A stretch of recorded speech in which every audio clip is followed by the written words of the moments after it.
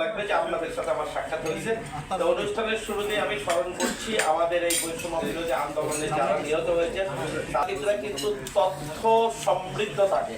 আপনারা তথ্য দিয়ে আমাদেরকে সহযোগিতা করবেন এবং সেই তথ্যগুলো যদি নিখুঁত হয় এবং বিশ্বাসযোগ্য হয় তাহলে আমি বিশ্বাস করি সামনে যে আমাদের চ্যালেঞ্জগুলো আছে এগুলো আমরা মোকাবেলা করতে পারবো। আপনারা জানেন যে 5 তারিখ বা তার পরবর্তী সময়ে আমাদের পুলিশ ফাঁড়িতে অস্ত্র লুট হয়েছে এবং অনেকগুলো অনাকাঙ্ক্ষিত ঘটনা কিন্তু ঘটেছে। সারা বাংলাদেশে মব জাস্টিসের মতো কিছু ঘটনা ঘটেছে। আমি জানি আপনাদের কাছে অনেক ধরনের তথ্য আছে যেটির প্রয়োজন কিন্তু আগামী দিনগুলোতে হবে। এবং আপনি জানেন আমাদের অস্ত্রগুলো লুট হওয়ার পরে আমার ধারণা আপনাদের কাছে অনেক ছবি, অনেক ভিডিও বা বিচ্ছিন্ন ভিডিও বা বিচ্ছিন্ন তথ্য। আমাদের কিন্তু এটা একটু বড় চ্যালেঞ্জ যে আমাদের অস্ত্রগুলো উদ্ধার করতে হবে কোনো না কোনো ভাবে। আর এই সমস্ত অপরাধের সাথে যারা সম্পৃক্ত তাদেরকে আমাদেরকে আইনের সোপর্দ করতে হবে, বিচারের মুখোমুখি করতে হবে। তো যেটাই হোক আপনারা আমাদেরকে তথ্য দিয়ে সমৃদ্ধ করবেন, সহযোগিতা করবেন যাতে আমরা আমাদের হারানো অস্ত্রগুলো উদ্ধার। ভিন্ন সময়ের বিভিন্ন আইন বহির্ভূত কর্মকাণ্ড করেছে তাদের কোনো গতিবিধি অবস্থান এমনকি তাদের অপরাধমূলক কর্মকাণ্ড পরিচালনা যদি হয়ে থাকে আপনারা সহযোগিতা করবেন। সামনে দুর্গাপূজা, আমরা হয়তো আবারও মিট করতে পারি বা আমাদের কথা হবে বারবার, কিন্তু লক্ষ্মীপুর জেলায় কিন্তু দুর্গাপূজা একটি বড় চ্যালেঞ্জ, আপনারা এটি জানেন। এবং সেই চ্যালেঞ্জ মোকাবেলার জন্যও কিন্তু আমাদের জনগণের সহযোগিতার পাশাপাশি সাংবাদিকরা জনগণের একটি বড় অংশ, আপনাদের সহযোগিতা। আপনারা যদি আমাদেরকে তথ্য দেন, আমাদের প্রশাসনের কোনো অংশ অথবা আমাদের যে কোনো কিছু, আমাদের যদি কোনো দুর্বলতা থেকে থাকে বা আমাদের যদি কোনো আন্তরিকতার ঘাটতি আপনাদের চোখে পরিলক্ষিত হয় অবশ্যই বিষয়টি আমাকে জানাবেন। অনেক সময় হয়তো এটি হতেই পারে আপনারা আমাকে একটি ফোন করলে ফোন করে পাচ্ছেন না, আপনার যদি কাঙ্ক্ষিত মেসেজটি আমাকে হোয়াটসঅ্যাপে দিয়ে দেন আমি দেখে ফ্রি হয়ে আপনাকে হয়তো সেই তথ্যটি দিব অথবা আপনাদের সাথে কথা বলবো। কারণ আপনি বুঝতেই পারছেন অনেক সময় আমাদের এমন একটা অবস্থা হয়ে যায় যে আপনার মেসেজের রিপ্লাই দেওয়া বা কথার রিপ্লাই দেওয়া আমার হয়তো তখন সম্ভব হচ্ছে না কোনো মিটিংয়ে বা কোনো কিছু না, কিন্তু আপনাদের সঙ্গে আমার যোগাযোগ থাকবে। ফিল ফ্রি টু ফোন, আপনারা যে কোনো সময় ফোন করবেন, আমি চেষ্টা করব আমার ব্যক্তিগতভাবে আমি যতটুকু রেসপন্স করতে পারি, যতটুকু তথ্য দিতে পারি আমি দিব। আবার আপনাদের দিক থেকেও ভাইস ভার্সা আমি এক্সপেক্ট করব আপনারা আমাদেরকে সহযোগিতা করবেন। কারণ পরিবর্তিত এই পরিস্থিতিতে আমাদের যে চ্যালেঞ্জগুলো আছে, আইন শৃঙ্খলা বজায় রাখা, আমাদের পুলিশকে অধিক মাত্রায় সক্রিয় করা, জনগণের আস্থা সৃষ্টি করা, পাশাপাশি পুলিশের ভীতি দূর করা, পুলিশের ভীতি দূর, জনগণের আস্থা, এবং আমরা সবাই যদি একসাথে কাজ করি, দেশের সমস্ত অর্গান যদি একসাথে কাজ করে তাহলে এই সামনের চ্যালেঞ্জগুলো মোকাবেলা করা সম্ভব হবে।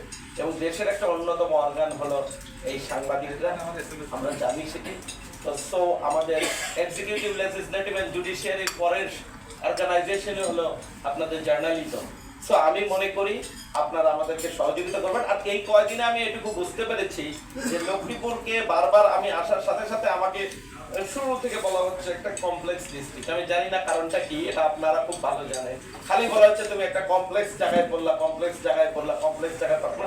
আমি আমার সিনিয়রদের কাছ থেকেও শুনছি, অন্যান্য পুলিশ অফিসারদের কাছ থেকে শুনছি, কারণটা আমি জানি না। কিন্তু আপনাদের সাথে কথা বলে সেই শুরু থেকে এবং এখন পর্যন্ত আমার যেটা মনে হচ্ছে সকল স্তরের জনগণের সাথে মিশে যে সবাই তো সহযোগিতা করতে চায়। সহযোগিতা যদি সবাই করতে চায় তাহলে তো কমপ্লেক্স আর কমপ্লেক্স থাকার কথা না, এটি সিম্পল হয়ে যাওয়ার কথা। তা আমি আশা করি যে জটিলতাই থাক, আমাদের মধ্যে যদি কোনো কমিউনিকেশন গ্যাপ থেকেও থাকে, অতীতের কোনো কর্মকাণ্ডে যদি আপনাদের মনক্ষুণ্ণতাও থেকে থাকে, সেগুলো বিভেদ ভুলে আগামী দিনগুলোতে আপনারা পুলিশের সাথে, পুলিশকে সহযোগিতা করবেন, পুলিশের সাথে একসাথে কাজ করবেন। এবং আমি এসপি হিসেবে প্রতিশ্রুতি দিচ্ছি আপনারা আমার কাছ থেকে সর্বোচ্চ সহযোগিতা পাবেন এবং আমি সেই সঙ্গে প্রত্যাশা করছি আপনারা আমাকে সর্বোচ্চ সহযোগিতা করবেন। আমি আর দীর্ঘায়িত করবো না, আপনাদের কিছু কথা শুনবো। তো আমি এখানেই আমার কথা শেষ করছি। আসসালামু আলাইকুম। জমা দেওয়া হয় নাই। তো এই বিষয়ে আমরা জানতে চাই যে রায়পুর এবং রামগঞ্জ কয়টা অস্ত্র উদ্ধার হয়েছে আর কয়টা অস্ত্র বাকি রয়েছে, গোলাবারুদ কি পরিমাণ এখন পর্যন্ত উদ্ধার হয়নি, আর এখানে সালাউদ্দিন টিপু যে অস্ত্রটি ব্যবহার করেছে সেটি এখন পর্যন্ত জমা দেয় নাই। এই বিষয়ে যেহেতু আপনি দায়িত্ব নিয়েছেন পুলিশ সুপার হিসেবে, তো এই বিষয়ে আপনাদের মানে পদক্ষেপ। চট্টগ্রাম থানার উত্তর জয়পুর ইউনিয়নে আমি বসবাস করি।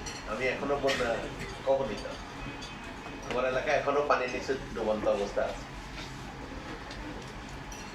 আমাদের জেলা সম্বন্ধে যতই বন্ধন থাকুক, আমাদের যারা দীর্ঘদিন কর্মরত আছে এখানে আমাদের ডিআই-1 আজিজ সাহেব দীর্ঘদিন লক্ষ্মীপুরে কর্মরত আছেন, আমরা অনেকে আপনজন হিসেবে মনে করি এবং এই লক্ষ্মীপুর সম্পর্কে অবগত।